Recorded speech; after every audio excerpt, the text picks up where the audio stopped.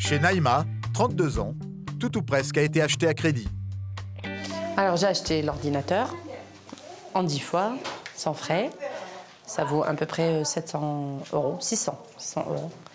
La télé, pareil, en 10 fois sans frais.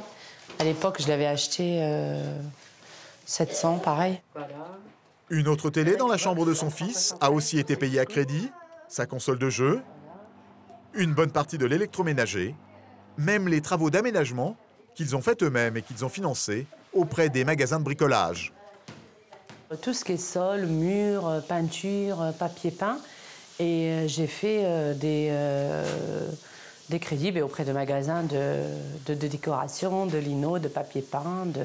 Ça monte très très vite, hein. On ne s'en rend pas compte. Hein. Résultat, Naïma est aujourd'hui criblée de dettes et s'inquiète à l'approche de Noël pour les cadeaux de ses enfants.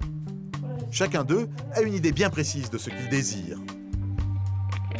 Une Play 3 et des chaussures. Et toi, qu'est-ce que tu veux pour de Père Noël? Je veux vélo. La plus petite, elle, a commandé une voiture. Oui, électrique.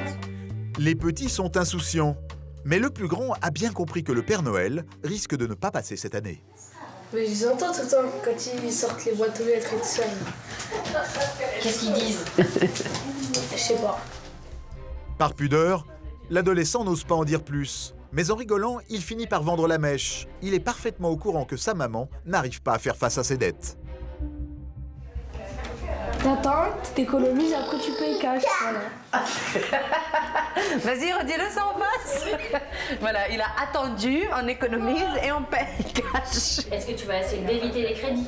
Ben oui, Pourquoi? mais parce que ça pose des problèmes. Pourquoi on n'en a plus de sous? Il y a combien? La jeune femme attend le départ de ses enfants à l'école pour se confier sur l'ampleur de ses problèmes. Son mari est ferrailleur, tous les deux ont des petits salaires et ils sont endettés à hauteur de 90 000 €. Tout avait pourtant commencé en 2006, comme dans un rêve. À l'époque, tout allait bien, il gagnait plus de 3 000 € par mois. Elle venait de prendre un premier emploi d'aide-soignante. Je dis, ah ben ça y est, je gagne ma vie, je suis rentrée dans le monde du CDI, de la consommation, j'ai mes cartes, Visa et tout ce qui suit, tout est permis, le chéquier. Et en fait, on rentre vite dans une spirale infernale. Le couple multiplie alors les crédits. En 2008, Naïma et son mari vont même cumuler 15 crédits revolving. Les prêteurs s'appellent CTLM, Cofidis, Facette, Géomoney Bank. Peu à peu, ils ont du mal à rembourser et voient leurs dettes gonfler. Exemple, l'un de ces crédits, 2 700 € empruntés à 19,65 %. Chaque mois, Naïma rembourse 43 €, 23 € d'intérêt et seulement 20 € de capital. Chaque fois qu'elle utilise son revolving ou prend du retard sur un remboursement, elle cumule de nouveaux intérêts et des frais.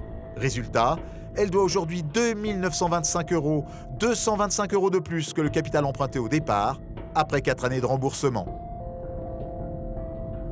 Pendant plusieurs années, le couple a réussi à jongler avec les remboursements, jusqu'au dérapage. En 2010, son mari est licencié. En 2012, c'est elle qui tombe malade. Le couple divise ses revenus par 2. Donc on est passé de 3 400 à 1 400. Alors, avec 1 450 € de revenus, est-ce que vous êtes capable de payer à la fois vos charges et rembourser tous vos crédits? C'est impossible. Sauf en faisant des petites mensualités comme je fais là, de 20 €, 30 €, 40 €. Mais je paye même pas mes dettes parce que je paye que des intérêts. Donc là, c'est juste pour montrer la bonne foi. C'est impossible avec 1 400 € et 3 enfants de payer toutes ces dettes. La jeune femme doit rembourser près de 1 000 € par mois. Elle est prise à la gorge, alors elle doit se bagarrer sur tous les fronts pour négocier des délais de paiement avec ses nombreux créanciers. Et certains organismes font appel à des huissiers pour se faire payer. Ce matin-là, elle a un rendez-vous très important. Elle va essayer de convaincre un huissier de reporter certains de ses remboursements. Et là, je vais aller à l'étude de l'huissier qui s'occupe de mes créances et je vais leur demander de ce mois-ci de ne pas prélever mes mensualités, si ils sont d'accord, bien sûr. Et je vais avoir la réponse et puis on verra bien ce que ça va donner, s'ils sont arrangeants ou pas. Naïma doit rembourser 150 € par mois chez cet huissier. Elle traverse toute la ville pour pouvoir essayer de gratter quelques euros. Nous l'accompagnons en caméra cachée. Bonjour madame. Dès son arrivée, la jeune femme demande à baisser ou reporter ses remboursements, mais c'est mal engagé. C'est 50 € par mois, ouais, moins c'est impossible. Hein. La première réponse au guichet est un refus, mais Naïma ne se laisse pas démonter. Elle réussit à se faire ouvrir la porte des bureaux. Justificatif. Attendez, je vais vous ouvrir, on va mettre ça. D'accord. Dans le bureau de la clerc d'huissier, Naïma entre dans le vif du sujet.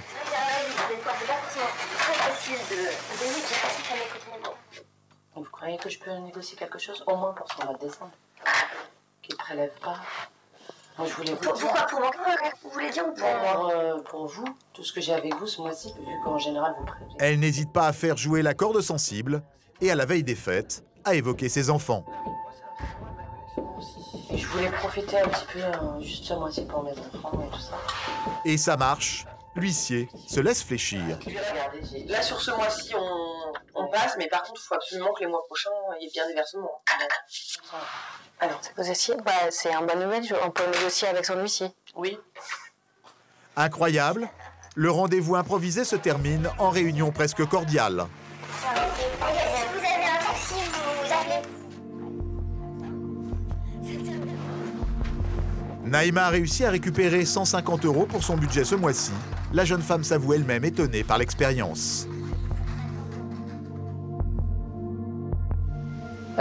Oui, ça m'a énormément surpris parce que, en fait, plus on essaie de les contacter, d'expliquer réellement notre situation, et en fait, ils sont très compréhensibles et ils sont là, en fait, pour trouver un arrangement pour régler sa dette, non pas pour nous enfoncer, au contraire, pour s'en sortir. La jeune femme va pouvoir offrir des cadeaux à ses enfants pour Noël, mais ce n'est qu'un sursis. Dès le mois suivant, elle devra de nouveau affronter ses créanciers.